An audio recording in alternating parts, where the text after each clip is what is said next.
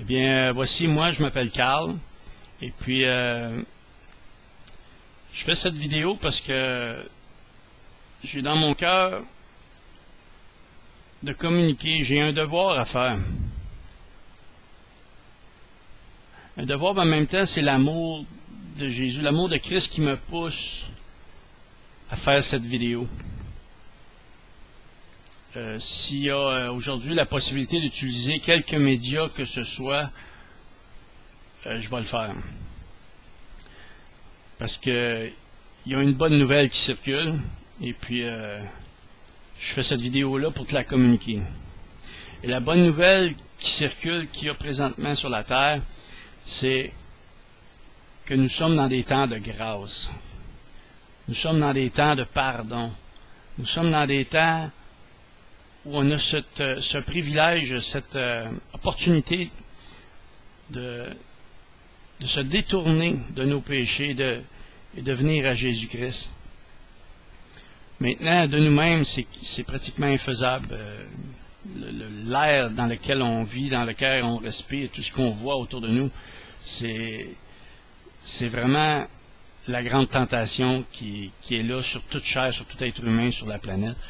Et puis, de nous-mêmes, c'est pratiquement impossible d'essayer de se détourner de ce qui fait la guerre à notre âme, ce tiraillement du péché qui est en nous. Maintenant, j'ai une bonne nouvelle. Et la bonne nouvelle, c'est celle-ci, c'est que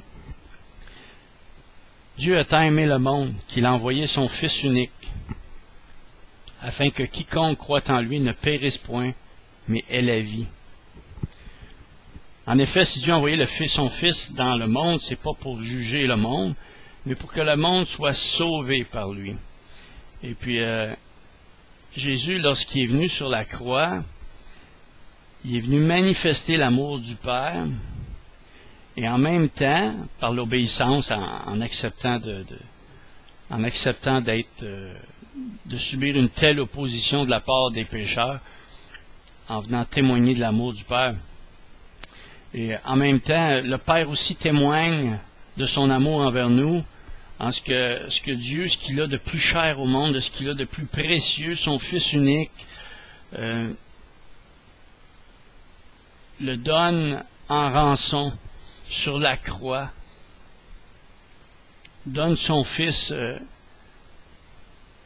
Je sais pas qui de nous, en 2009, pourrait manifester autant d'amour, de donner ce qu'on aurait de plus précieux pour pouvoir sauver quelqu'un d'autre, tu sais, sauver une âme. On est dans une société qui est très, très, très centrée sur elle-même. C'est chacun pour soi. Mais Jésus est venu manifester sur la croix l'amour du Père. Et le Père a manifesté envers nous son amour en nous donnant son Fils. Lorsque Jésus est mort sur la croix, il a payé ma dette. Il a payé ta dette. Il a payé nos péchés. Si je reconnais dans mon cœur que Jésus a fait cette œuvre à la croix, qui est venu effacer la dette de mon péché, parce que j'aurais jamais pu payer par moi-même, ni par mes œuvres, ni par mes religions, mais Jésus lui-même, par son propre sang, est venu payer, effacer cette dette-là. Parce qu'il est écrit dans la parole de Dieu que le salaire du péché, c'est la mort éternelle. Mais le don gratuit de Dieu, c'est la vie éternelle en Jésus-Christ.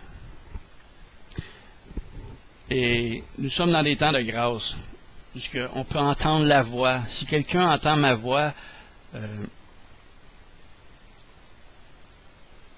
celui qui est capable d'entendre la voix du Saint-Esprit, qui l'appelle maintenant, qui l'appelle aujourd'hui, qui ouvre son cœur, je vous en supplie et je vous en conjure au nom de Jésus-Christ de Nazareth, soyez réconciliés avec le Père.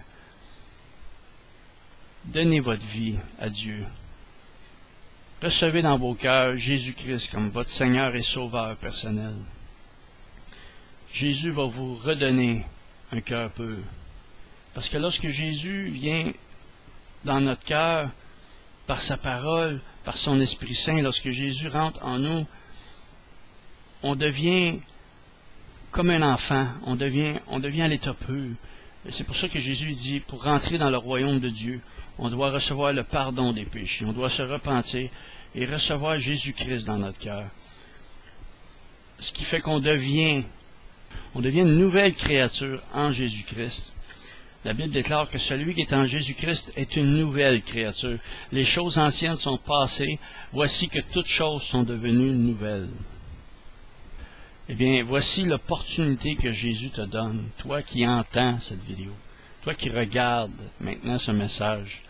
L'opportunité que Dieu te donne, c'est tout simplement de rentrer à l'intérieur de toi et de demander à Jésus de devenir ton Seigneur, ton Sauveur personnel, de rentrer dans ton cœur. Alors, si tu veux faire cette simple prière, tu as simplement à répéter ce que je vais dire maintenant, ou dans les mots, comme tu penses, qui ressemblent à ce message, de ta façon à toi aussi. Il faut être simple. Jésus, c'est pas un robot, c'est pas avec des prières répétitives, mais on doit lui parler comme on parlerait à un ami, à un père. Alors voici cette prière. Seigneur Jésus, je reconnais que je suis un pécheur. Je reconnais que j'étais éloigné de toi. Je reconnais que j'étais dans la culpabilité et la honte, loin de toi, séparé de toi. J'ai fait beaucoup d'erreurs. Maintenant, Jésus, je viens à toi tel que je suis. Je viens au pied de ta croix.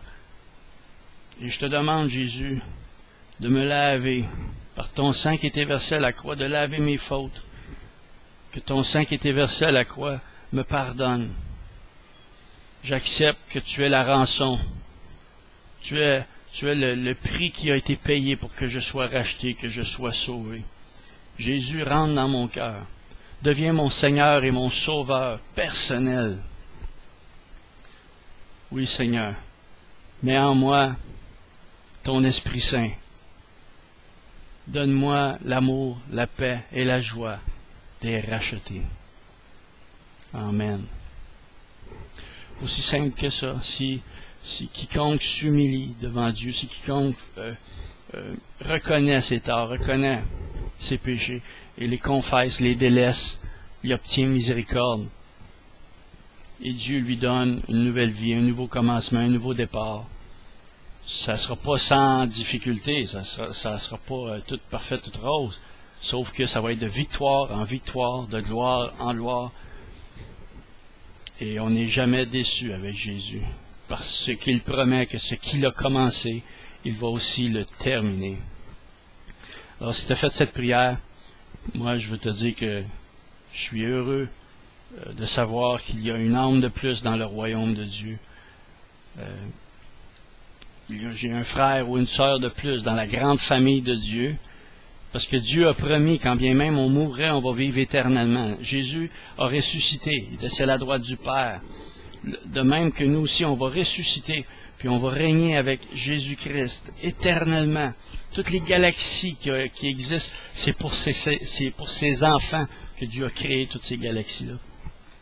Pour que l'on puisse vivre et régner dans sa justice que Dieu avait établie dès le commencement et que maintenant va rétablir bientôt pour tous ceux et celles qui ont une bonne volonté. Paix sur terre aux hommes et aux femmes de bonne volonté.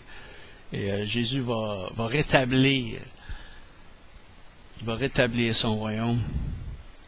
Et c'est vous et moi qui sommes des pécheurs repentants, sauvés par la grâce de Dieu. Et vous savez, Jésus a dit, celui à qui on a beaucoup pardonné va manifester beaucoup d'amour. Mais ceux à qui on ne peut pardonner va manifester peu d'amour. Alors même si tu te considères comme quelqu'un qui a beaucoup péché, fais-toi-en pas. Jésus a beaucoup plus de grâce puis d'amour en réserve qu'on peut en recevoir.